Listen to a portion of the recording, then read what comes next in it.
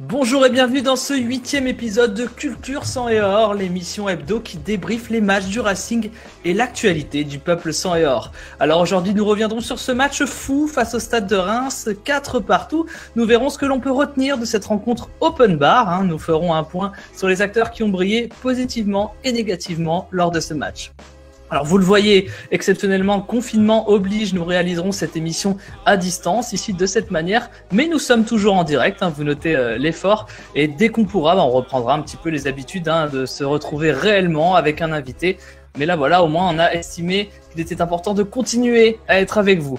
Et pour m'accompagner ce soir, il est en train de devenir un chroniqueur régulier de Culture Sang et Or, il est éducateur football et surtout supporter Sang et Or, c'est Amaury The Special One de mon show. Bonsoir Amaury.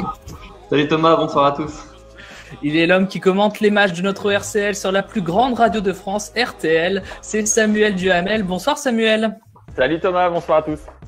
Il est l'autre caution journalistique de l'émission. Vous pouvez l'entendre dans les conférences de presse, posant ses questions à Francaise, tapis dans l'ombre. C'est Grégory Lallemand de La Voix du Nord. Bonsoir Grégory. Salut tout le monde. J'ai dit de La Voix du Nord et de La Voix des Sports aussi, juste ce que tu viens de montrer à l'écran. Et enfin, c'est sa première parmi nous. Il est rédacteur et fondateur de Lance Absolue. C'est Fabien Rousier, autrement connu sous le nom de Rinus. Bonsoir Fabien. Salut Thomas, salut à tous. Salut.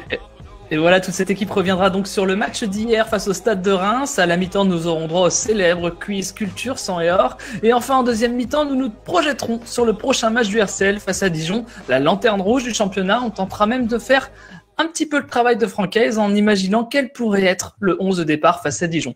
Mais avant de démarrer l'émission, sachez-le, si vous le souhaitez, vous pouvez vous rendre sur la page Facebook de Lens United, celle sur laquelle vous regardez ce live, et poser les questions que vous souhaitez sur le match d'hier face à Reims. Et moi, j'en prendrai et je tenterai de les poser à mes chroniqueurs ici. Allez, il est venu le temps de siffler la première mi-temps. Donc c'est un match particulier qui a eu lieu hier, on peut en convenir, un 4-4, on n'en a pas tous les 4 matins. Alors d'abord maîtrisé, puis gâché et enfin failli gagner. Alors ma question sera simple, quel est votre sentiment au lendemain de ce 4-4 face à Reims? Est-ce que c'est plutôt de la joie, de la déception, de la frustration ou juste la sensation que, je sais pas, qu'on a pris une bonne cuite hier? Alors qu'est-ce que vous retenez de ce match? Peut-être Samuel pour commencer? Thomas, moi je vais vous dire franchement, je me suis éclaté. Ah. Je me suis éclaté. Pour moi, c'était du football total. Alors évidemment, il y a eu beaucoup d'erreurs de défense. On va en discuter. Mais ça m'a rappelé les Lens Saint-Etienne du début des années 2000 où l'équipe était menée 2-0, 3-0. Elle est revenue. Ça m'a rappelé le Lens Cannes de 98. Ça m'a même rappelé le camp Lens de 92 en 16e de finale de Coupe de France où ils sont menés 2-0. Ils reviennent à 3-4. Finalement, ils perdent 5-4. Enfin, moi, je vais vous dire franchement, je me suis éclaté. J'avais l'impression d'avoir 8 ans et de voir des footballeurs lensois qui se sont battus, qui se sont arrachés, qui sont allés chercher le match nul. Donc, c'est toujours plaisant d'avoir 8 ans. Et donc, j'ai beaucoup aimé ce match pour ça. J'ai vu, on l'appelle le Dodeliner maintenant, mais j'ai vu Greg Lallemand complètement dodeliner de la tête. T'es pas du tout d'accord, Greg? Qu'est-ce qui se passe? Tu es chafouin, non? Non, je suis pas chafouin. Effectivement, c'est super excitant de vivre ça. Et nous, en plus, on a la chance, on fait partie des très peu de personnes, peu nombreuses de personnes qui peuvent aller aujourd'hui au stade. Et donc voilà, on a vécu un truc assez hallucinant en tribune de presse. On entendait même des gens crier par rapport à ce qui se passait. Genre, c'était assez fou quand même. C'était très excitant. Parler de football total, je trouve que c'est un tantinet, un peu déplacé parce qu'il y a eu énormément de boulettes. Alors, c'est vrai que ça faisait un peu de football vrai. Voilà, ça faisait un peu foot de district dans un théâtre magnifique. Mais non, on s'est éclaté parce qu'il y a eu des rebondissements. À côté de ça, il y a eu énormément de maladresse aussi, et c'est ce qui a donné ce match un peu fou. Mais ouais, une belle après-midi de foot. En ce moment, on prend, c'est sûr, mais restons mesurés par rapport à la qualité technique générale de ce match. Il y a eu des rebondissements et peut-être du relâchement aussi. On va interviewer, on va poser la question, au coach de l'équipe, Amaury. Toi, qu'est-ce que tu as pensé de ce match? Si tu avais été sur le bord du terrain comme ça, est-ce que tu aurais été plutôt en colère contre ton équipe ou plutôt fier de ton équipe? On passe par plusieurs sentiments forcément. Satisfait de la première mi-temps parce que je pense qu'elle est vraiment aboutie. Et si on prend d'un point de vue général, moi je pense que, en tout cas, je suis soulagé parce que j'ai vraiment peur de ce match. On est 5 semaines sans entraînement collectif. On en a dû en faire 2 ou 3 en 5 semaines. Donc, on est vraiment dans le doute des joueurs physiquement qui étaient a priori pas forcément au point. Donc, j'aurais signé très honnêtement pour ce point avant le match. J'aurais vraiment signé. Après, oui, on passe par des phases de satisfaction et vraiment de mécontentement, je pense, pour le coach Francaise là. Mais en tout cas, d'un point de vue général, ouais, satisfait de ce point. Ça peut être paradoxal, mais satisfait en tout cas. Ouais, on l'a vu des fois. Alors je sais pas, peut-être que les journalistes ici qui sont avec nous, chroniqueurs dans cette émission, abonderont dans mon sens ou non, mais il y a certaines conférences de presse qui arrivent peut-être un peu trop vite après le match. On a à peine le temps de le digérer. Et hier, j'ai vu un Francaise justement qui, bon, au final, savait pas trop se positionner sur ce qu'il venait de voir, un petit peu comme nous tous, quoi. Je vais donner la parole à Fabien sur ce match. Donc Fabien qui écrit des articles qu'on a qualifiés de superbes, hein, juste avant en antenne. On était assez laudatif sur le travail de Fabien. Fabien, donc pour Lens Absolu, pardon. Fabien, qu'est-ce que toi t'as pensé de ce match? Ah bah moi c'est un match qui m'a globalement rassuré puisque il y avait de quoi être inquiet avant la rencontre avec le Covid, passé par le club, la défaite pendant le derby 4-0 où on a été battu dans les grandes largeurs par Lille, bon, qui est certes une équipe supérieure, mais malgré tout on n'a pas fait ouais. on n'a pas fait face à cette équipe et donc rassuré parce que comme Amaury, j'ai vu une première mi-temps maîtrisée quasiment de bout en bout, même si on a baissé un peu de pied physiquement en fin de première période.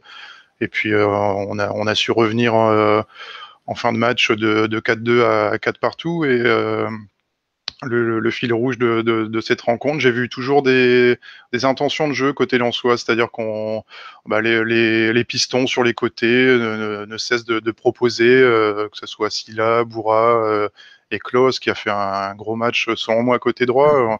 On continue on n'a pas peur des phases de possession de balle, on progresse, on part de notre camp, on essaye de construire et à la fin ça paye, on revient. Donc ouais, globalement rassuré de ce match. Ouais. On a parlé un peu de la première mi-temps, on va passer complètement avant la première mi-temps à la composition de ce match parce qu'il y a eu des choix forts faits par Francaise. J'allais dire surprise, mais on peut pas forcément parler de surprise. Il y a pour moi trois choix sur lesquels on ne pouvait pas forcément s'attendre. On pense à Boura en latéral gauche, Banza sur le fond de l'attaque et Mauricio au milieu de terrain. Je propose de tout de suite parler de Simon Banza. Donc je pense qu'à peu près tous les supporters du RC Lens voyaient Kalimuendo être testé sur 90 minutes sur ce match et finalement on a vu à nouveau Simon Banza. Qu'est-ce que vous avez pensé de son match? Il a forcément marqué un but, mais derrière, est-ce que vous avez trouvé que Simon a apporté quelque chose à l'équipe? Peut-être Amaury pour commencer.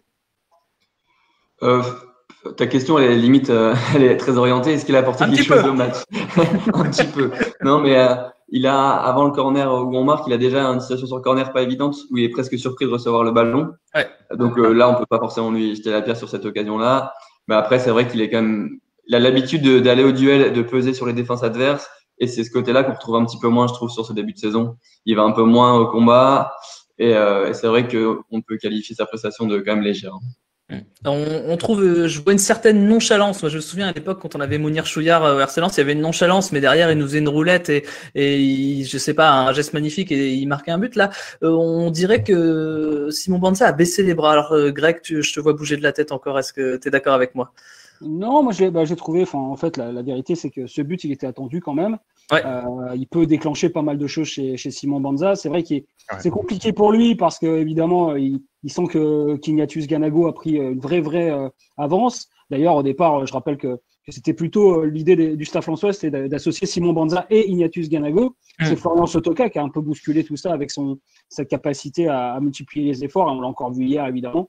Donc voilà, moi j'ai pas trouvé que Simon Banza était particulièrement en dessous, sachant que cette paire-là, on l'avait pas attendu parce qu'on avait clairement mis Kalimuendo dans la Voie du Nord titulaire. Mais rappelons quand même qu'en fin de saison dernière, le match au Paris FC, par exemple, la complémentarité entre Simon Banza et Florian Sotoka avait été très marquée. Mais c'était l'année dernière, Greg. Oui, non, mais ça botte l'année dernière. Je pense que voilà, il y a quand même une complémentarité qui paraît pas, qui saute pas aux yeux comme ça, parce qu'on a l'impression d'avoir deux fixateurs, deux joueurs qui peuvent jouer plutôt en pivot entre guillemets, qui prennent pas la profondeur.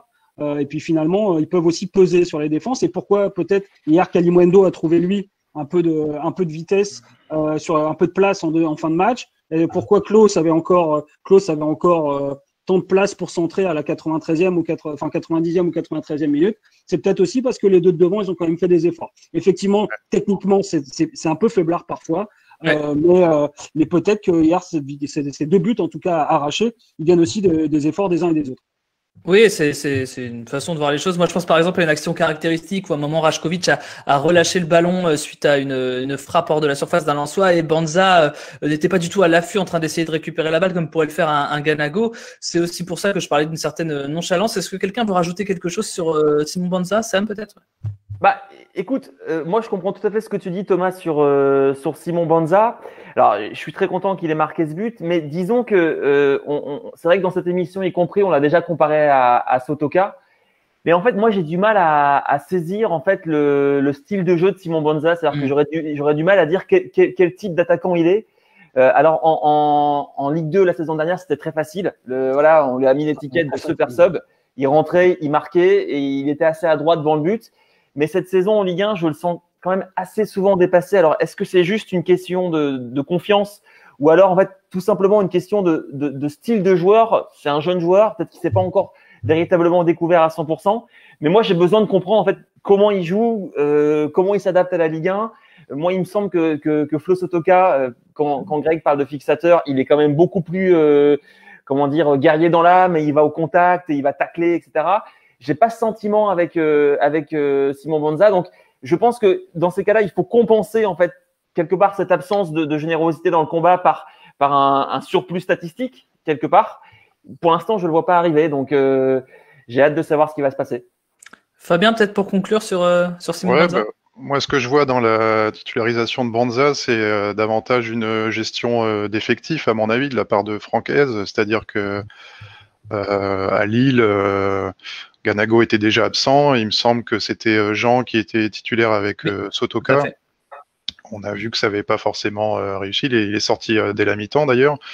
Et là, je pense que selon le coach, il fallait mettre Banza, car il est encore trop tôt pour mettre Kalimwendo, enfin le faire passer devant Banza dans la hiérarchie des attaquants. Il y a peut-être une gestion des équilibres, des égos, et de pas perdre tout de suite Simon Banza, qui est, comme dit Sam, peut-être en manque de confiance, et comme disait Greg aussi, son but va lui faire du bien, et c'était un moyen de le maintenir dans le groupe et de le lancer titulaire hier. Et pour revenir sur le profil de Banza, moi je le classe plutôt dans la catégorie des Sotoka, et c'est vrai que c'est peut-être pour ça que le duo a pas forcément fonctionné au goût de certains. C'est deux joueurs qui se ressemblent, des joueurs d'impact qui pèsent sur les défenses, alors que Ganago et Kalimwendo ont plus ce côté explosif, bouffeur d'espace, qui prennent la profondeur. Moi, Banza, c'est plus un attaquant statique, même si Sotoka c'est un petit peu l'exception, puisqu'il a les deux registres. Il peut aussi bien fixer que demander en profondeur, et mais Banza est plus sur ce profil-là. Ouais. Bon, on verra ce qu'il en est pour cette saison. Le chat est assez négatif sur Banza. On aurait dû le vendre cet été. Il n'a pas le niveau Ligue 1, il n'y arrivera jamais. On verra. Francaise, en tout cas, maintient sa confiance. On disait ça de Greg Lagman aussi également quand il est arrivé à la Voix du Nord. C'est vrai. C'était le même mot, très portrait. Et au final, on voit ce que ça a donné. C'est énorme. Énorme, c'est le cas. Ouais. Énorme, c'est le cas. C'est devenu énorme. Moi, je voulais juste revenir là-dessus. Il faut aussi prendre en considération, et là ce sera la même chose pour tous les joueurs qui ont été hier posés sur la feuille de match. Il faut rappeler le contexte. Amaury en a parlé tout à l'heure. Il y a des joueurs qui ont eu le Covid, d'autres qui ne l'ont pas eu. Ouais. Et ça a certainement évidemment joué dans les choix de Franck Hez de 11 qu'il a couché, parce que lui il sait, et nous on sait un peu aussi, mais ceux qui ont pu l'avoir ou pas l'avoir, et je pense que ça peut aussi expliquer qu'il a préféré faire jouer certaines personnes 30 minutes et d'autres 60 minutes, voilà, je pense. Bon, très bien. En tout cas, ça c'est dit. Passons à un joueur qui s'est démarqué peut-être de manière un peu plus positive hier. C'est Ismaël Boura, qui ne cesse d'impressionner depuis le début de la saison. Moi, je pense particulièrement à sa première mi-temps au match d'hier, qui était une prestation pour moi quasi parfaite. Est-ce que vous avez apprécié le match d'Ismaël Boura? Peut-être Fabien pour commencer? Ah ouais, franchement, j'ai apprécié. C'est un joueur, c'est un jeune joueur et pour autant, il a pas peur, il se cache pas quoi. Il va demander le ballon, il propose des solutions, il remplit parfaitement son rôle de piston. Il exploite la liberté offensive que lui offre le système. En 3-5-2. Alors certes, il y a du déchet technique, c'est normal, parfois dans les centres ou dans la dernière passe, mais ouais, franchement positif par rapport au ressenti que j'ai de ce joueur, ouais, que j'attendais pas forcément cette saison et agréablement surpris. Ouais. Est-ce que vous pensez qu'il peut avoir du temps de jeu, sachant qu'on a un Issa Gassila qui fait quand même un très très bon début de saison de son côté, peut-être Amaury? Moi, ce qui me gênait sur cette mercato là, c'est qu'on se retrouve avec 3 joueurs à ce poste-là. Ouais. On a Silla, on a Aïdara, on a Boura et on a en plus Charles Bolly qui était prédestiné à la base à ce poste-là. Donc c'est vrai que ça pose question. Oui, pour moi, il doit avoir sa chance. Il a montré qu'on pouvait compter sur lui. Mais tout comme Aïdara qui a aussi joué et qui a pas été mauvais, tout comme Silla qui moi m'a plutôt impressionné parce que j'avais un a priori négatif sur Silla et c'est vrai qu'il a vraiment fait le job quand il a joué. Donc moi, en début de saison, je pensais qu'il aurait été bien de le prêter sur un club de Ligue 2 pour qu'il engrange du temps de jeu, qu'il enchaîne et qu'il revienne encore plus fort l'année prochaine. On l'a gardé. Est-ce qu'après, c'est figé dans le temps? On ne sait pas. Mais pour moi, en tout cas, il doit continuer à avoir sa place. Greg? Ouais, alors Amaury a vraiment raison parce qu'en début de saison, il y avait aussi Cheikh Traoré dans les matchs amicaux qui a parfois joué à gauche, piston gauche et qui avait été pas mal. Moi, j'avais trouvé vraiment bon, même malgré que c'était pas son pied de prédilection. Ceci dit, ouais, Ismaël Boura, il a eu des gros contacts cet été, notamment au Mans. Le Mans qui était à 2 doigts de se le faire prêter. On trouvait que, en tout cas au club, et on trouvait que ça pouvait être une bonne idée, en tout cas, de le prêter en national, dans un bon club de national. Je sais pas si tout le monde le sentait prêt véritablement au sein du staff lensois à jouer en Ligue 1, mais il y a eu des circonstances. Il y a eu Aïdara qui s'est blessé, il y a eu qui a été suspendu d'abord, après son expulsion en réserve. Il y a eu Cheikh Traoré qui s'est blessé, et puis il y a Silla qui est arrivé sur la fin du mercato. Finalement, Ismaël Boura s'est un peu installé dans le groupe. Il est vraiment bien chapeauté par Loïc Badet, qui est son grand pote et qui lui amène un peu de sérénité comme ça. Donc voilà, moi je trouve beaucoup moins, je vais dire primaire dans sa manière de jouer. C'est-à-dire qu'en national, en national 2, il avait ce truc de pousser le ballon, de jouer sur sa vitesse et de centrer. Là, je trouve des fois il bloque ses courses, il revient, il prend son temps, il attend que le décalage soit fait. Alors il a encore du déchet évidemment, mais personnellement, en tout cas, j'aurais jamais parié qu'Ismaël Boura puisse être aussi vite compétitif en Ligue 1. Et Deuce dans le chat dit carrément Aïdara passe du coup 3e dans la hiérarchie selon lui. Est-ce que Sam, t'es d'accord avec ça? Non. D'après moi, en fait, Issa Gassila est devant les 3 autres. Je pense que physiquement, c'est le joueur qui est le plus gaillard quelque part et qui a une bonne qualité de centre également. Dans ce rôle de piston qui est très très exigeant d'un point de vue physique, je pense qu'il a une longueur d'avance. Et après, j'aurais tendance à mettre peut-être quand même Aïdara en 2. Alors, ce qu'il y a, c'est qu'effectivement, comme vous l'avez souligné à juste titre, il y a eu beaucoup d'absents et beaucoup de remplacements en début de saison à ce poste. Donc, je pense qu'il faudrait qu'à un moment donné, enfin, je l'espère, Silla peut-être prenne le lead et joue davantage parce que je pense que c'est celui qui apporte le plus à l'effectif. Et après, derrière, faut pas oublier qu'il y a Charles Bolly aussi qui me semblait très bon la saison dernière. Donc, j'avoue que je suis un peu perplexe sur la suite de la saison. Est-ce qu'il y en a un qui va partir ou qui va être prêté lors du mercato? Je ne sais pas. Après, sur le match de Boura, c'est pareil. Je trouve très pertinent encore une fois. Moi, j'ai été un petit peu déçu par sa seconde mi-temps. J'ai trouvé qu'il avait pris l'eau physiquement en seconde mi-temps et qu'il était en grande difficulté. Je le trouve également en partie responsable du 2e but, me semble-t-il, ou du premier, sur ce long ballon qui arrive légèrement côté gauche. Donc voilà, pour moi, il a fait un bon match, mais j'irai pas jusqu'à dire qu'il a été très très bon hier. En tout cas, cet aspect, il est important. Sam, tu le disais. Je me suis pris un peu pour le directeur financier du Racing quand on a fait le bilan du mercato. Mais hier, sur le banc, on a quand même Aïdara, on a Charles Bolly, on a beaucoup de monde. Et du coup, je pense qu'il faut vraiment libérer quelqu'un. Et on a tout à y perdre, en fait, à garder ces joueurs-là. Ouais, alors oui, certainement, ça fait beaucoup de monde. Après, Charles Bolly, il a ce côté un peu hybride, on ne sait pas trop, on peut le faire jouer. Donc il a un peu ce côté polyvalent qui peut l'aider. À la place de Kakuta, même peut-être, pourquoi pas? Ouais, alors, oui, en plus, c'est vrai que Franck Hez a souvent joué, il lui avait donné le brassard à Charles Bolly quand il était en réserve à l'époque, parce qu'il était vraiment dépositaire du jeu, hein, vraiment à l'époque, il jouait vraiment milieu de terrain, animateur, hein, voilà. C'est vrai que Charles Bolly peut évoluer à plusieurs postes. Je pense que c'est vraiment, Sadio Haidara a perdu beaucoup on va dire, l'avance qu'il avait en début de saison. Notamment là dans le derby où évidemment il a fait un match complètement catastrophique. En tout cas dans son placement, ça a été très très compliqué parce qu'il avait aussi des clients en face évidemment, Ouais. et que personne n'était en place. Mais voilà, il a perdu de l'avance là-dessus. Son vrai avantage à Sadio Haidara, c'est qu'il peut dépanner aussi axe gauche derrière si Facundo Medina venait à être absent. Ouais. Ce qui risque d'arriver parce que Facundo Medina apparemment même hier il prend un carton jaune encore en début de match un peu évitable. Donc il va être suspendu régulièrement et voilà, il peut jouer à axe gauche. C'est vrai aussi pour Ismaël Boura, je l'ai vu jouer parfois axe gauche, mais je pense que Franck Hez a plutôt envie aussi de mettre du gabarit, un peu plus de solidité, de puissance à ce poste-là, s'il devait en tout cas remplacer Facundo Medina.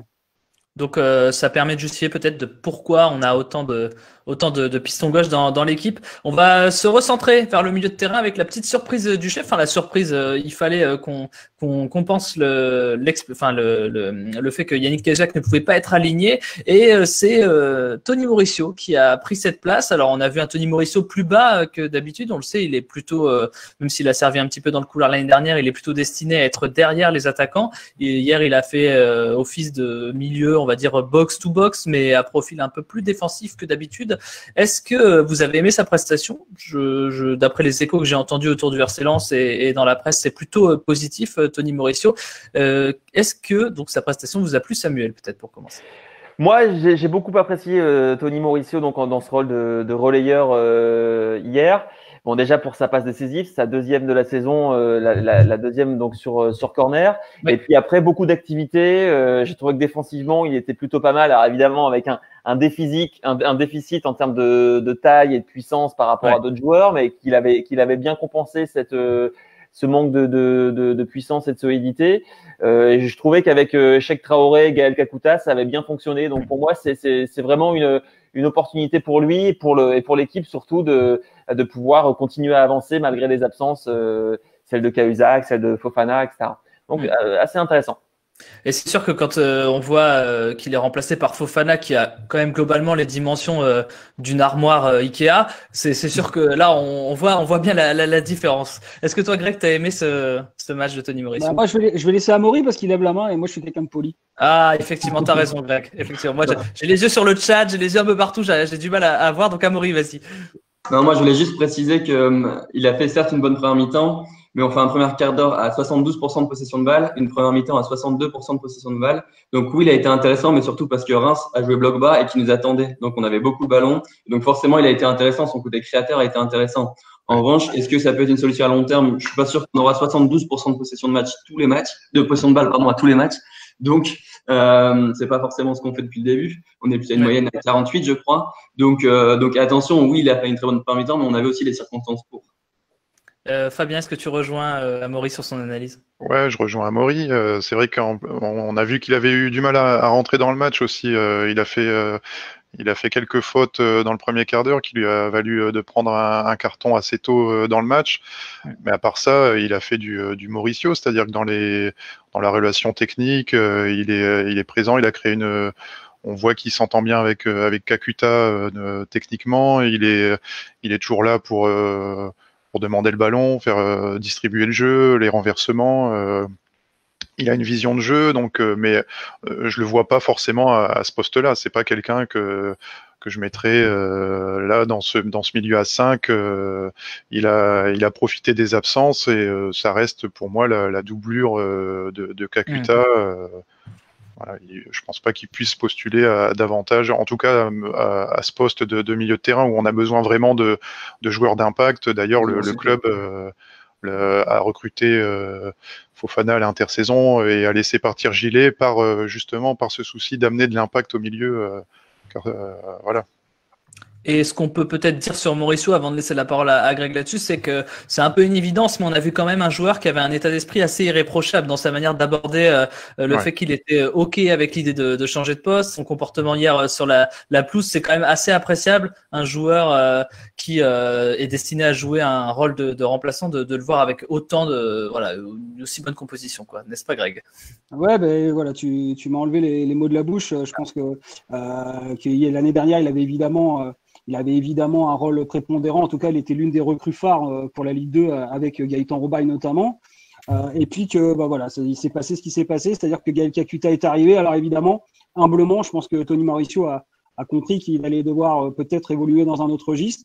Et hier, moi, je l'ai comme l'a dit Amaury, c'est-à-dire que quand Lens avait le ballon, ça posait pas de problème. Quand les lignes ont commencé à se disloquer un peu, où il y avait un peu plus d'espace, c'est plus compliqué. Alors après, c'était même parfois très compliqué, pas que pour lui, parce qu'on sentait que c'est un peu le problème de Lens hier, et c'est pas que Tony Mauricio, c'est que contrairement à ce qu'on a pu voir dans les 6 premiers matchs notamment, et on l'avait déjà vu à Lille aussi, c'était un peu la difficulté, c'est que le bloc était très très élargi, alors que dans les premiers matchs, il y avait cette capacité à jouer sur 35-40 mètres, où Medina, ou Badé, ou Grady allaient gagner des ballons en avançant, ce qui réduisait les espaces et permettait aussi à l'équipe de faire bloc. Hier, dès qu'il y avait des espaces, et notamment dans le dos de Tony Mauricio, mais pas que lui, on a vu les grosses difficultés du Racing Club de Lens à ce niveau. Et puis, simplement pour venir sur Tony Mauricio, parce qu'on lui a posé la question hier en conférence de presse, lui, il n'était pas surpris de jouer à ce poste parce qu'il avait joué. Ouais. J'avais vu les matchs amicaux, notamment à la Gaillette, où il avait joué dans cette position.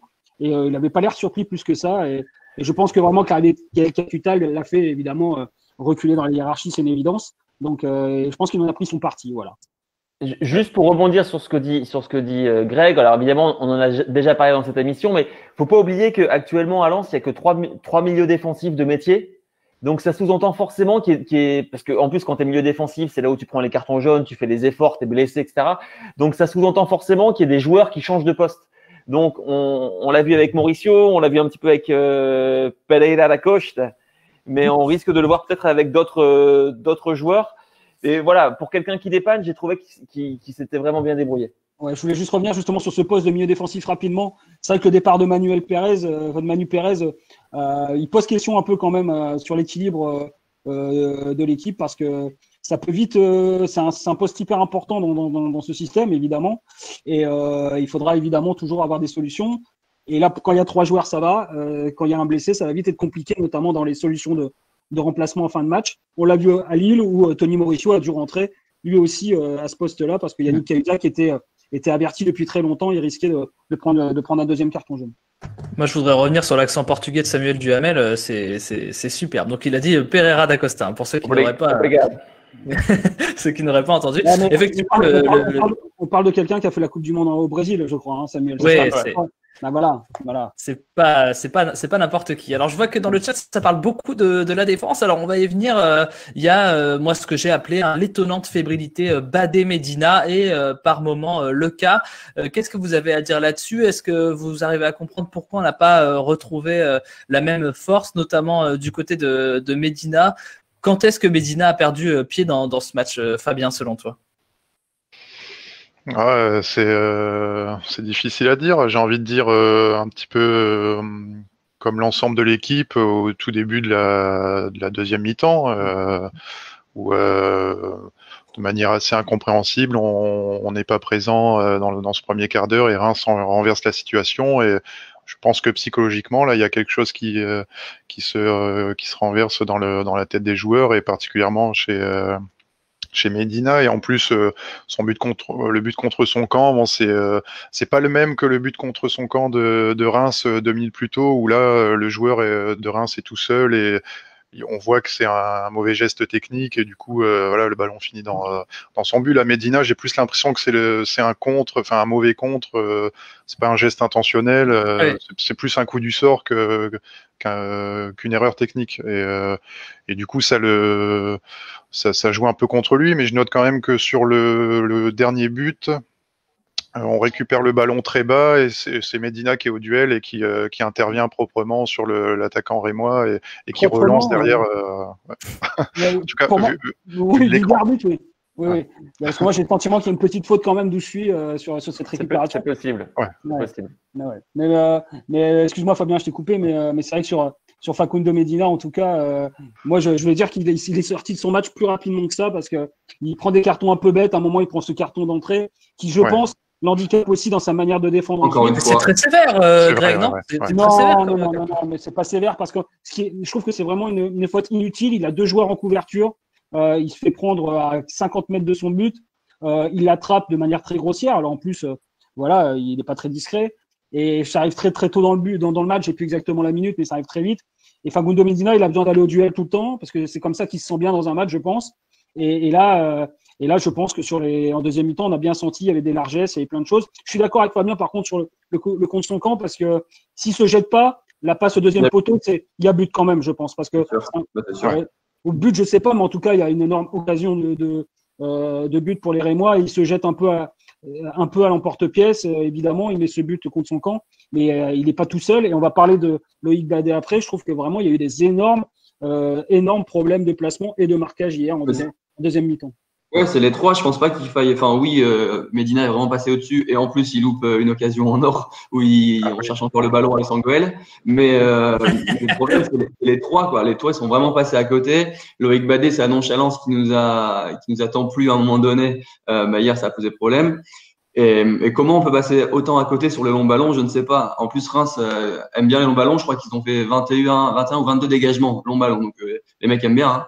Et nous, en plus, ça nous a posé problème. Ça donne sur 3 ou 4 buts, je sais plus, mais au moins 3 buts où c'est sur la mauvaise gestion de la profondeur de deux défenseurs. Et donc, c'est vraiment les trois parce que la profondeur, c'est pas un seul joueur qui la gère. C'est les trois. Ouais. Et donc, la gestion de la profondeur, c'est cata. Hein. Vas-y, Greg. Non, je voulais juste remonter là-dessus. On parle beaucoup, tu dis, c'est les trois joueurs. Moi, il y a un joueur hier que j'ai trouvé moins en tout cas hésitant que les autres derrière, c'est Steven Fortes. Et comme régulièrement, et avec ça, on n'était pas d'accord d'ailleurs la dernière fois sur Steven Fortes, moi, j'ai trouvé que pour le coup, lui, il était dans une forme de simplicité dans la manière de jouer. Et il a été pour moi moins en galère, en tout cas. Il était dans son match, quoi. Voilà, exactement. T'aimes bien le défendre, Greg Fortes, non? Non, c'est pas que j'aime bien le défendre. J'aime bien le défendre parce que je trouve que beaucoup de gens aiment souvent appuyer ses erreurs. Et c'est pas forcément dans la contre-balance. J'essaie d'être. En tout cas, c'est mon avis. Je dis pas que j'ai raison. Je me permets, Greg, toi, tu travailles pour la Voix du Nord, mais l'équipe va dans ton sens puisque l'équipe a attribué 5 à Fortes pour 4 pour Badé, 2 pour Medina et 3 pour Leca. Donc c'est le mieux noté de la défense sang et or hier.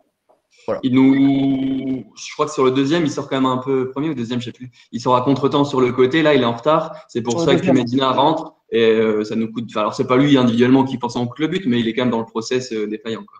Ouais, c'est surtout que je pense si Jean-Louis Leca capte bien ce ballon, il n'y a pas but. Venons-en à ça, Greg. C'est un bon sujet. Peut-être que on peut parler de Jean-Louis Leca qui hier justement a fait voilà. Alors tout le monde n'est pas d'accord là-dessus, mais quand même les violons semblent s'accorder sur le fait que Jean-Louis Leca fait 2 erreurs manifestes, n'est-ce pas, Sam? Juste, je me permets de terminer sur Medina. Vous avez tout dit. Notamment le carton jaune qui vient très tôt dans cette rencontre. Moi, en fait, dès le début, je l'ai trouvé un peu trop facile. C'est-à-dire que j'ai trouvé qu'il renvoyait une image de facilité. Mais alors, parfois, la facilité, c'est quand on est au-dessus. Et là, en fait, en baissant son niveau d'intensité physique, il s'est fait manger pendant toute la partie. Il a été dépassé par les attaquants de Reims. C'est vrai qu'il y a ce but qui rate, ce but qui est quasiment tout fait.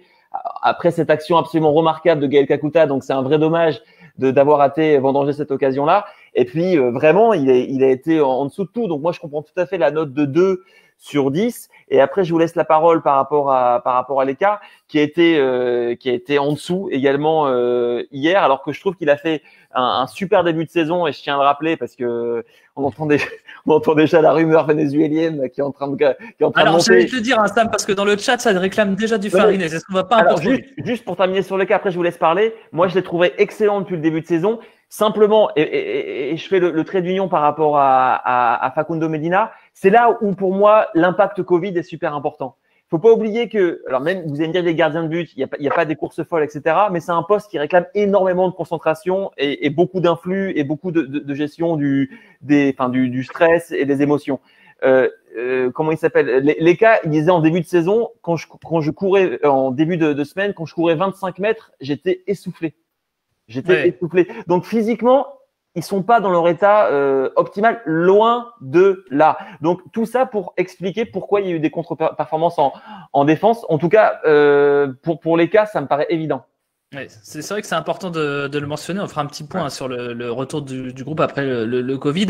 Est-ce que du coup, bon voilà, je vais faire un petit sujet un peu polémique, mais effectivement, je vois dans le chat, je vois sur Twitter, je vois sur un petit peu partout, des gens commençaient déjà à réclamer la venue de Farines. Est-ce que vous trouvez pas que c'est juste voilà du délire de supporters un petit peu voilà rapide, précoce peut-être?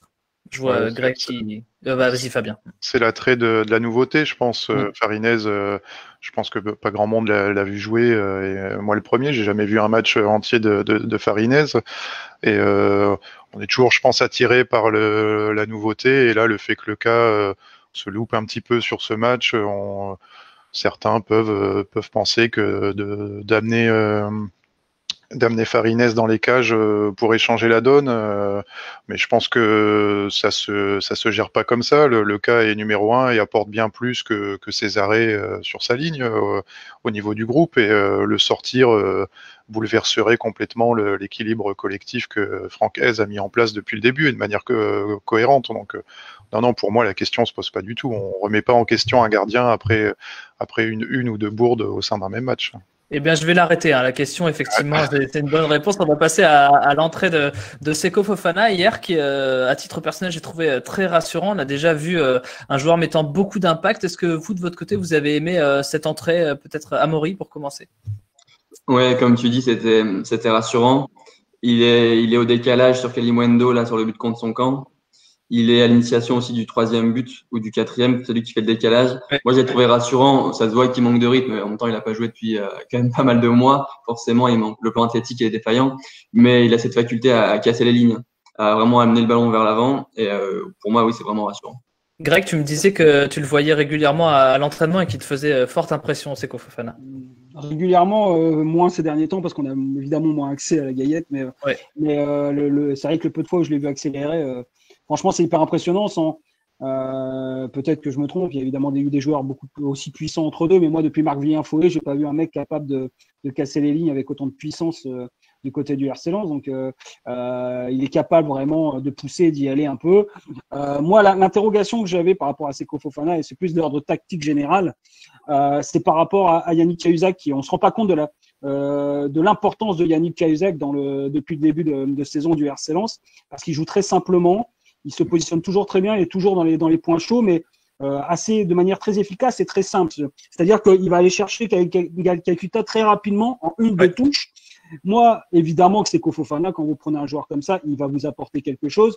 Il a un profil de perforateur que Lens n'avait pas, évidemment.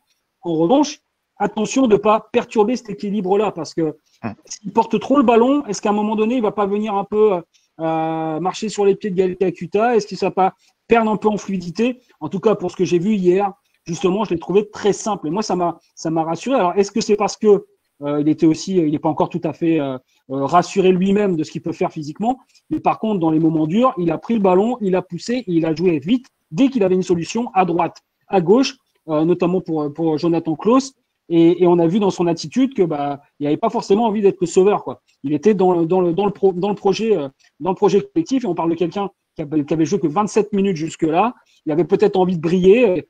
Ça aurait pu être presque compréhensible. Et malgré tout ça, il a plutôt été fédérateur dans sa manière d'être, au-delà simplement de parler des deux faits de jeu. Moi, j'ai trouvé que son attitude était très encourageante. Voilà. Même son attitude au moment des buts, on sent un joueur concerné par le projet. Quelque chose à rajouter peut-être sur Seko Fofana?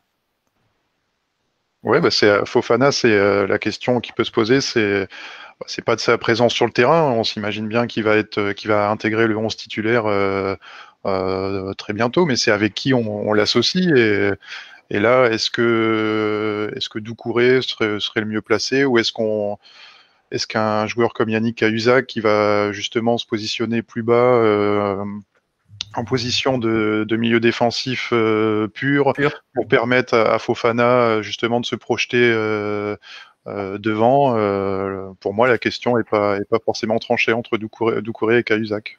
Ouais, alors juste concernant ça, excuse-moi Sam. Non mais le mec est poli après ça. Ouais, c'est vrai. On va laisser que le monde internet soit témoin de ce que je vais faire. Je vais laisser Samuel Le Hamel parler avant moi. C'est magnifique, ce moment est capté dans les annales. C'est beau. Non, mais juste pour rebondir sur Seko Fofana, donc, je suis d'accord justement sur ce que disait Greg sur l'aspect tactique, c'est-à-dire que c'est vraiment un perforateur et pour le coup un vrai box-to-box, c'est-à-dire qu'un vrai numéro 8. Petit mot sur Cheikh Doucouré que j'ai trouvé très bien hier.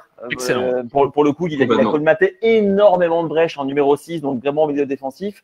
Cahuzac, c'est pareil, je le trouve très bon depuis le début de la saison, très simple. Il fait exactement ce qu'il sait faire et ça rend vraiment service à l'équipe. Donc 3 milieux défensifs d'un très bon niveau avec des comment dire des qualités, des compétences différentes. Simplement, là, le RC Lens a joué 8 matchs là depuis le début de saison. À un moment donné, donc dès la fin du mois de novembre, ça va commencer à s'accélérer. C'est-à-dire qu'il va y avoir des matchs en fin de semaine, il va y avoir des matchs voilà, en mercredi. Le mercredi, c'est donc fin novembre. Voilà. Donc tout ça fait qu'à un moment donné, avoir 3 milieux défensifs de bon niveau, c'est pas du tout de trop. Donc les 3 vont jouer, je pense, régulièrement. Et si à un moment donné, Fofana, il est en pleine bourre et qu'il rentre pour les 30 dernières minutes, je pense qu'il peut faire de gros dégâts aussi sur 30 minutes. Donc voilà, l'idée, c'est de les avoir au top le plus longtemps possible tous les 3. On va faire maintenant un point très rapide sur le début de la seconde mi-temps, le moment que j'ai intitulé le craquage du RC Lens. Est-ce que vous avez réussi à comprendre ce qui s'est passé à ce moment-là du match, Fabien ?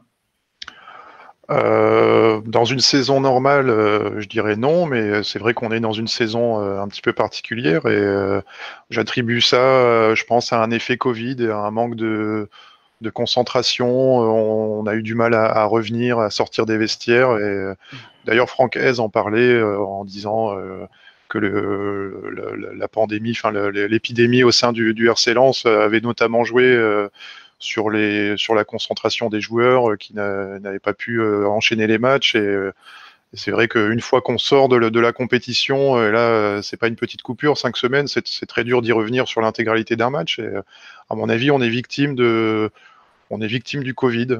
Je vois que ça, parce que j'ai pas forcément trouvé que Reims avait augmenté son niveau de jeu ou son engagement. Amaury Daudin à son tour. Amaury, tu n'es pas d'accord avec Fabien?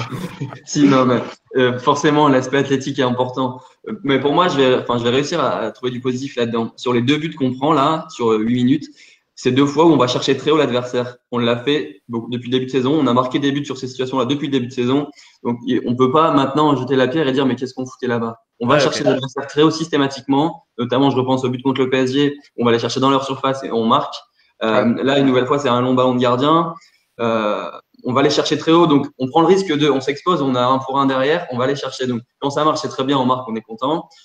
Quand ça marche pas, on est moins content. Sur le deuxième but, on est à 8 dans le camp adverse. On est exposé à 2 contre 3. Donc, oui, on se fait transpercer. Derrière, c'est dangereux. Mais n'oublions pas que c'est notre caractéristique et c'est ce qu'on loue depuis le début de saison. Je vais laisser Amaury conclure là-dessus et je vais poser une dernière question sur ce match. Après, il sera temps de faire le quiz. On a fait long sur ce match, mais c'est normal. Hein. Il y a quand même eu 8 buts. Il y aurait pu en avoir un 9e à l'ultime seconde. Donc, on a vu Abdelhamid toucher le ballon de la main après l'avoir touché du pied. Tout le peuple lensois a pensé qu'il y avait pénalty. Et après la VAR, ce pénalty a été annulé. Il se trouve qu'il y a eu une action assez similaire hier dans le derby du Rhône, Lyon-Saint-Étienne. Et dans ce match, il y a eu pénalty. Comprenez-vous pourquoi l'arbitre est revenu sur sa décision hier? Qui veut s'exprimer sur cette question? Greg, peut-être? Non, alors pourquoi il a changé d'avis, je sais pas. Moi, ça me semble pas scandaleux qu'il ait changé d'avis en vrai. Je peux pas. Voilà, moi j'ai toujours du mal avec l'idée que les joueurs ne peuvent plus défendre en fait. C'est-à-dire qu'aujourd'hui, là, il aurait fallu en gros qu'Abdelhamid il se coupe le bras en 1/1000 de seconde en se disant bah tiens, en fait là c'est le moment que voilà, je dois m'amputer d'un membre pour éviter de défendre. Évidemment, le bras est décollé du corps. Oui, ça peut siffler, mais c'est pas un scandale. Et pour le coup, franchement, la comparaison avec Saint-Étienne, elle existe évidemment parce que ça vient 3 heures après. Mais j'avoue que moi, franchement, ça m'a pas scandalisé. Je comprends que ça aurait été la cerise sur le gâteau pour le Racing Club de Lens, mais il y a qu'à voir aussi simplement l'attitude de Franck Hez hier en conférence de presse, la grande classe, effectivement la grande classe. Moi, si j'avais été coach, je pense que j'aurais été moins classe que lui. Hein. C'est tous déjà énervés. Voilà, quand il y a de la tension, quand il y a la possibilité la possibilité de gagner des matchs là-dessus. Il a été très classe et Tony Mauricio a dit la même chose. Il a dit bon moi c'est pas à moi de prendre la décision. Ils ont tous été plutôt modérés. Alors bien sûr parce qu'il venait aussi d'arracher un point, donc c'était déjà un moindre mal. Mais concrètement non, moi voilà, j'en ai un peu marre de voir ces pénaltys toujours sifflés pour tout et n'importe quoi. Ça aurait pas été n'importe quoi. Je dis pas que ça aurait été un scandale qui soit sifflé bien sûr, mais il y a trop de pénaltys. C'est peut-être juste que la règle est floue. La règle est floue, mais la règle est floue depuis quasiment toujours, en fait. Moi, depuis que le foot est foot et puis depuis que je l'aime, j'ai l'impression que cette règle est floue et que c'est pour ça que j'aimais l'idée simplement que les arbitres pouvaient se tromper, n'avaient pas besoin de faire 8 minutes d'arrêt de jeu pour regarder des différents angles pour dire, bah, tiens, là, elle a touché la main, elle a peut-être touché un peu le genou avant. C'est sûr que c'est compliqué, mais rapidement, je voudrais l'avis de Sam qui dodelinait lui aussi de la tête de manière lente et de manière horizontale et verticale. On n'a pas compris, Sam. Écoute, je comprends tout à fait ce que dit Greg. Après, à titre perso, moi, j'aurais sifflé. Je suis assez conservateur, un peu comme Greg, je pense, sur les pénaltys. C'est-à-dire que, effectivement, pour moi, les défenseurs doivent pouvoir défendre, mais pour moi, il y a vraiment un mouvement agrandissement de la surface. Et quelque part, en fait, il augmente, vous savez, c'est pour reprendre l'expression consacrée, là, il augmente la superficie de son corps en levant son bras. Après, l'arbitre, il parle plus d'aisselle que de bras, donc je pense que c'est aussi la raison pour laquelle il siffle pas. Ouais. Mais maintenant, pour moi, il y a petite main et dans petite main, il y a main. Donc, moi, à titre perso, j'aurais sifflé penalty. Et l'interrogation que j'ai, mais on ne le saura jamais. On imagine évidemment ce qui se serait passé si il y avait eu 40 000 hier à Bollaert, c'est-à-dire en fait un stade en transe. Ouais. Et je me demande si, pour le coup, avec ces 40 000 spectateurs qui auraient foutu une ambiance de déglingo, s'il avait pris la même décision. Alors, clairement, s'il y avait eu du public hier, je pense que Bollaert aurait tellement tremblé que la VAR aurait capoté. Il y aurait eu un problème technique électrique. Il n'y aurait plus personne qui aurait été en capacité de regarder quoi que ce soit sur un écran. Et effectivement, ça veut dire un peu le paradoxe par rapport à ce que je viens de dire, mais la VAR, elle empêche aujourd'hui tout ce qui est analyse en temps réel. Et en temps réel, l'arbitre lui siffle penalty. Et aujourd'hui, on enlève ça. C'est vrai pour un contact, c'est vrai pour une main. Donc lui, au départ, il siffle le penalty. Et peut-être que c'était la bonne décision. Je dis pas que c'était la mauvaise décision, la bonne décision, mais on enlève ça. Et je trouve que c'est ce qui est le plus important dans le foot, c'est la spontanéité et l'instant T pour les contacts et aussi pour les mains dans la surface. Et hier, ça a eu une incidence évidemment sur la décision finalement prise. Voilà. Ouais. Et on verra si on aura besoin de VAR pour déterminer qui va gagner le quiz de Culture Sonore, car vous le savez maintenant dans Culture Sonore, il n'y a plus de mi-temps dans laquelle on fait une pause. Non, pendant la mi-temps, il y a ce quiz et c'est le moment du quiz. Je veux bien la petite musique qui fait peur. Merci beaucoup, en régie, comme on dit. Donc, ma question, mon jeu posera sur la dernière fois où l'RC Lens a mis 4 buts à une équipe en Ligue 1. Est-ce que vous vous souvenez déjà de qui était l'adversaire? 4 buts en Ligue 1 ? Ouais.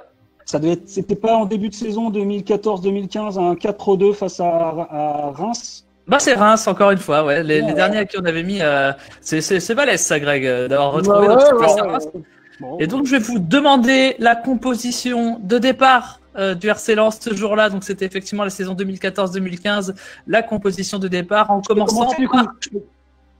Bah vas-y Greg. Ouais, attends, j'ai quand même trouvé le match. Je peux dire que dans les buts, je me souviens qu'il se déchire un peu sur le premier but d'ailleurs. C'était Monsieur Rioux. Rioux, tout à fait, Rudy Rioux. Sam. Bourigeaud. Et Bourigeaud n'était pas là, c'est déjà perdu. Il était sur le banc, Sam. Il était sur le banc. Amaury.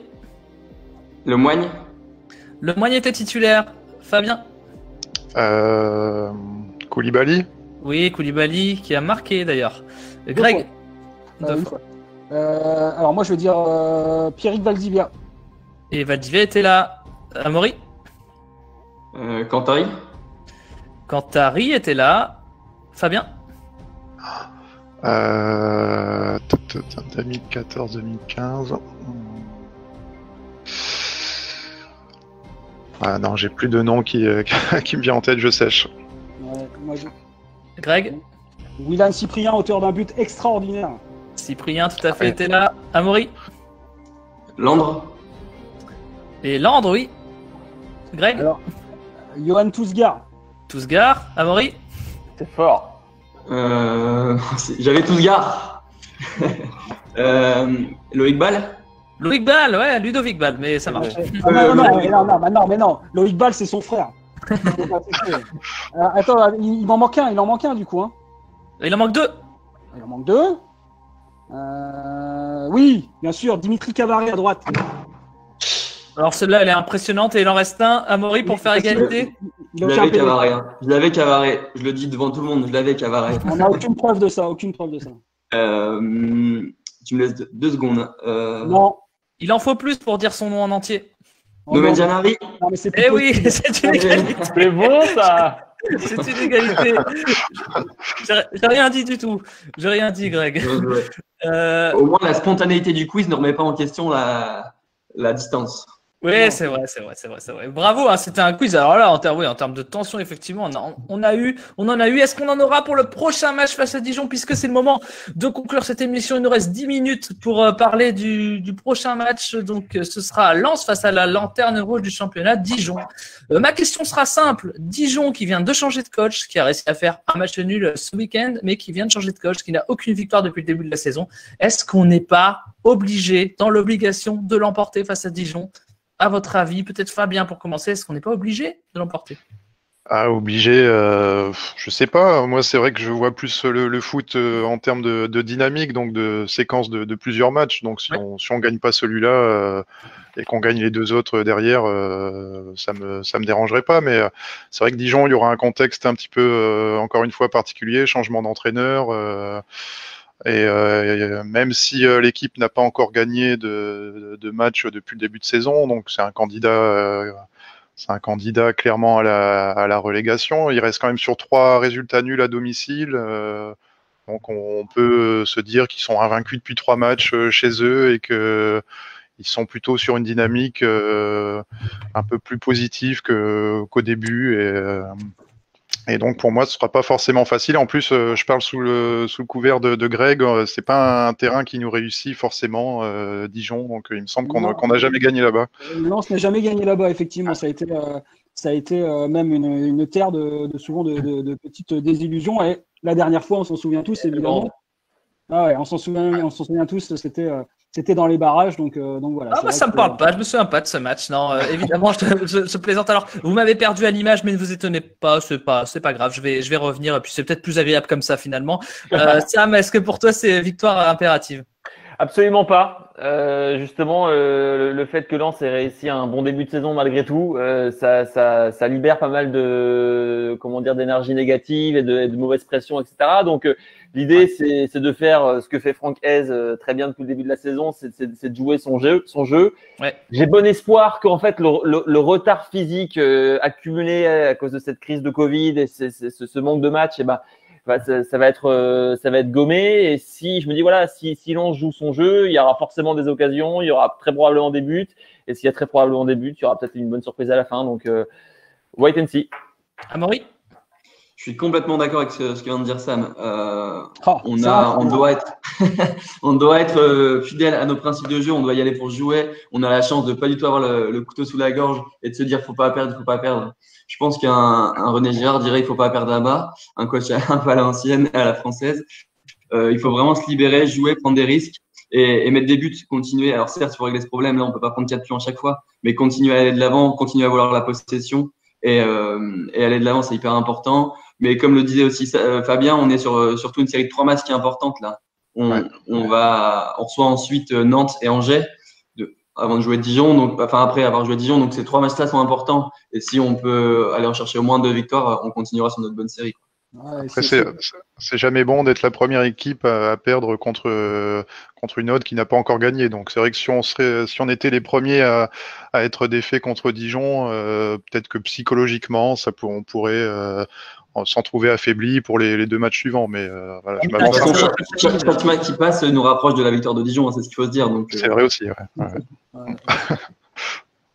Ouais, mais c'est quand même l'occasion, on va pas se mentir, pour le Racing Club de Lens, de ne pas enterrer Dijon parce que ce sera pas fini pour Dijon, mais de mettre un vrai coup un concurrent direct Vraiment, dans un stade à huis clos où d'ailleurs on le voit, les scores sont improbables partout parce que les équipes jouent dans des stades à huis clos, c'est presque des terrains neutres à chaque fois. On a vu là Angers qui était allé gagner à Nîmes 5-1. Il y a des scores complètement improbables et Lens va jouer sur terrain neutre face à un concurrent direct qui a 3 points, si je me trompe pas. Il a l'occasion 4, me semble-t-il. 4 points, d'accord, autant pour moi, mais il a l'occasion vraiment de le mettre à 13 points. Ce serait avec 2 matchs en moins, c'est l'occasion, quoi. Faut y aller, quoi. Et on va faire un petit peu le travail de Francaise là tout de suite, puisqu'on va parler de la composition de l'équipe. Alors on le sait, exceptionnellement, il peut encore se passer beaucoup de choses. Il n'y aura 0 blessé et 0 exclu à part Cheikh Traoré. Est-ce que quel choix vous feriez déjà à gauche pour commencer entre Sylla, Boura, Aïdara et Charles Bolly? Qui choisiriez-vous? Je veux juste un petit tour de table comme ça. Greg, pour commencer. J'ai pas bien entendu, pardon, ça a coupé. Pour le couloir gauche, tu choisirais qui entre Sylla, Boura et Aïdara? Moi, je trouve que je trouve que Isiaga Sylla apporte de la vraie percussion. D'ailleurs, hier, c'est pas un hasard non plus si sur la fin de match, ils ont réussi encore à amener du punch. Moi, j'aime bien Isiaga Sylla. Ce serait ma préférence à moi pour ce match. Voilà.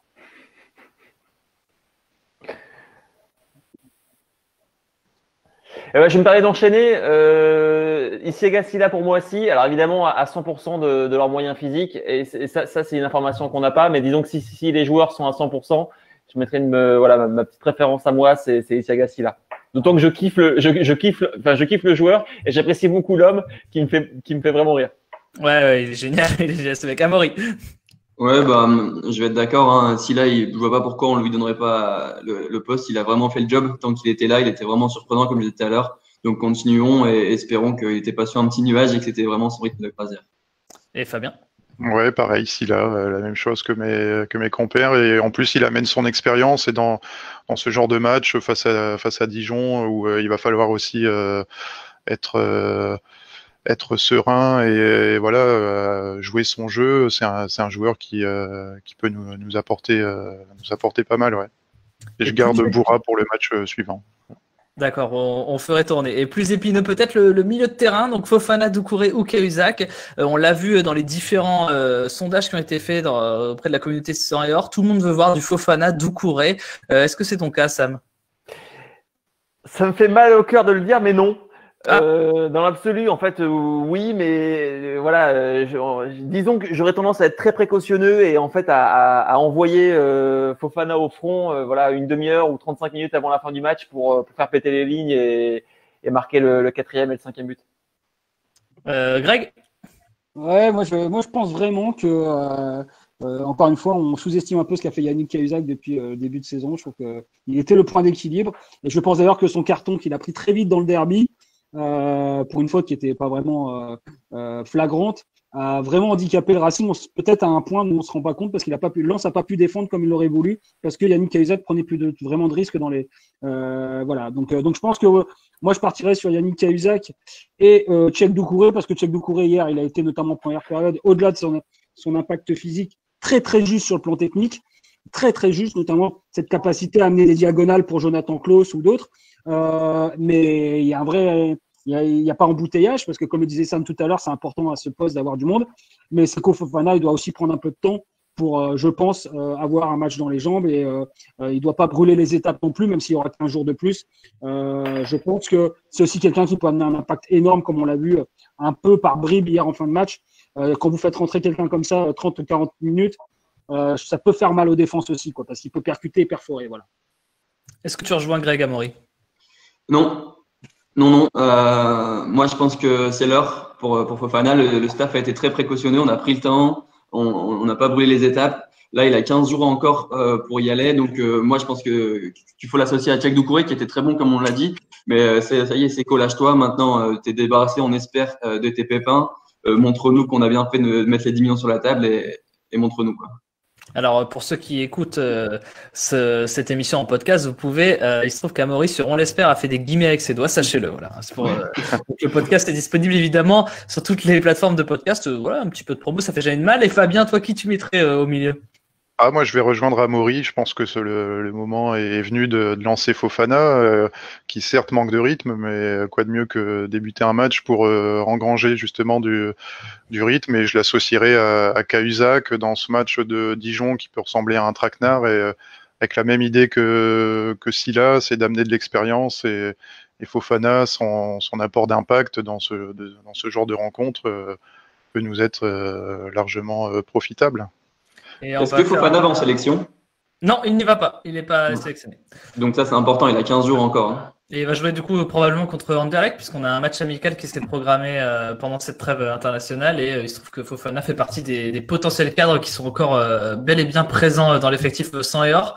On va maintenant parler de l'attaque et du RC Lens. Qui choisiriez-vous? Donc on a un peu tout essayé là, faute de mieux, c'est sur ces derniers matchs. Donc on a Sotoka, Ganago, Kalimuendo, Banza et Jean Possible. Est-ce qu'on repart sur du Sotoka, Ganago, Greg? Moi, j'allais mettre Dromiak, Verret et Smithson. Non, plus sérieusement, ça dépendra évidemment déjà d'Ignatius Ganago. Hein. Moi, j'imagine que s'il vient revenir, et c'est encore dans les tuyaux. Hein, voilà, c'est pas encore, il n'est pas forfait, ça c'est sûr. Il y a encore la possibilité de l'avoir, en tout cas dans le groupe à Dijon, du côté du Racing Club de Lens, on l'espère. Donc voilà, et effectivement, s'il est là, ça change un peu la donne. Par contre, il sera peut-être pas titulaire parce que il y a aussi une longue période sans jouer. Il avait été très bon à Lorient d'ailleurs en rentrant en fin de match à 30 minutes de la fin, où il avait notamment mis un but vraiment intéressant, un très très joli but. Et au-delà de ça, il avait amené de la percussion. Devant, c'est vrai que moi j'aimerais bien voir Kalimuendo un peu plus longtemps, voilà, parce que je pense vraiment qu'il peut être un complément intéressant de Florian Sotoka, et que voilà, je pense que ça peut être complémentaire. Corentin Jean a perdu beaucoup de points dans le derby. Il ne faut pas non plus l'enterrer, parce qu'hier, son entrée est intéressante. Est-ce à dire que c'est seulement un joueur de fin de match, je ne sais pas, mais en tout cas, il ne faut pas l'enterrer non plus. Mais bon, allez, moi, ce sera un Kalimuendo Sotoka pour moi. Allez. Samuel, toi? Alors, faut pas oublier, juste Fabien l'a rappelé, mais il y a 3 matchs en une semaine, avec le Lens-Nantes qui va arriver le 25. Ouais. Donc évidemment, je ne titularise pas Ganago. L'idée, c'est de le remettre en route en prenant le moins de risques possible. Donc j'irai vers un Sotoka Kalimuendo. Amaury Mourinho, on part sur quoi? Ganago, laissons-lui le temps, à contrario de Fofana. Il est sur le retour, le coach l'a dit en fin de semaine dernière, il est de retour, il est sur le point de revenir sur les entraînements collectifs. Ouais. Donc là, il a 15 jours pour refaire de vrais entraînements et mettre le but vainqueur sur la dernière demi-heure. Un peu dans la même idée, Kalimuendo, pareil, c'est l'heure. On a vu que Banza, pour moi, c'est encore léger. Sotoka, indéboulonnable, après son doublé. Donc pour moi, Kalimuendo, Sotoka. Et Fabien, je vais te laisser conclure sur l'attaque du RC Lens. Tu mettrais qui? Ah ouais, je rejoins mes compères. Ouais, Kalimuendo, je pense que le moment est venu de lui donner sa chance. Banza a certes mis un but, mais n'a pas non plus apporté des gages de certitude par rapport à sa prestation d'hier. Et quand on connaît un petit peu la défense dijonnaise, c'est pas que ce soit Ekwele Manga ou Koulibaly qui a joué hier à Metz, pas des joueurs hyper rapides. Je pense que le Kalimuendo peut les gêner quand même beaucoup, et bien sûr avec Sotoka qui est là pour fixer et justement créer des espaces. Et on en reparlera dans notre émission débrief pour savoir qui avait raison, mais on parlera d'autres choses pour savoir qui avait raison. C'est le moment des pronostics, et le spécialiste des pronostics, Greg Laiman, va lui laisser ouvrir le bal. Tu penses que le score Dijon-Lens, du coup, quel sera le score de Dijon-Lens? Moi je pense un partout, voilà, parce que ça va être un match tendu, et Dijon joue pas sa peau sur ce match, mais pas loin. Ils ont besoin de vite recoller. Donc voilà, ils se disent que recevoir Lens, c'est faisable. Donc je prends jamais trop de risques, parce que de toute façon je suis nul au pronostic, vous le savez bien. Donc voilà, je tablerai sur un petit but partout et un but de Florian Sotoka à la 97e minute. Et de Chouillard pour ouvrir le score pour Dijon, peut-être? Bon, on verra ça. Il irait lui aussi droit dans la liste des anciens Lensois qui ont marqué contre le Racing. Une liste assez impressionnante de une jolie tradition qu'on a, puisqu'elle contient même Razak Boukari à Rennes. Fabien Rosier, je ne sais pas pourquoi je ne vais pas trop entier. Quel sera ton pronostic? Je vois une victoire lensoise, et je dirais 1-0 et un but de Fofana, pourquoi pas, pour signer ses débuts réels en tant que titulaire. Ouais. Pour le folklore, Sam. Je vois pas mal de buts parce que bon, Lens défend un peu moins bien depuis quelques temps, mais voilà, il marque aussi pas mal, donc je dirais 2 partout. Ce sera du football total ou pas, Sam? Du football vrai entre équipes de bas de tableau. Et Amaury pour conclure. Moi, je vais dire victoire de 1 pour le Racing. Ils m'ont rassuré hier là. Je pense qu'on est vraiment sur une bonne tendance. Donc, on va aller gagner 2-1 avec un petit but de Ganago sur le retour à la 89e. Ah, ça nous ferait tous plaisir. En tout cas, nous, on espère qu'on vous a fait plaisir aujourd'hui pour notre retour, parce qu'en ce moment, c'est un petit peu compliqué de pouvoir tenir des émissions. On l'a fait du mieux possible, dans des conditions exceptionnelles à distance. Je remercie Sam, Greg et Amaury qui m'accompagnent de plus en plus régulièrement et de fort belle manière. On remercie Fabien, notre invité quelque part du jour, et on vous encourage à aller sur Lens Absolu. Vous pouvez y lire des papiers, ma foi, de fort bonne facture, hein, comme on dit dans les milieux branchés. Et nous, on essaye de se retrouver, donc pas la semaine prochaine parce que trêve internationale, mais la semaine d'après pour analyser ce Dijon-Lens. On remercie toutes les personnes grâce à qui cette émission est possible et encore possible, notamment la fédération Lens United, Baptiste et Mathieu, évidemment, à la régie et au soutien. On se voit donc dans 15 jours, et puis je vais dire quelque chose pour finir l'émission d'un peu fou. Je vais encore me jeter à l'eau, me mouiller, mais allez, Lens.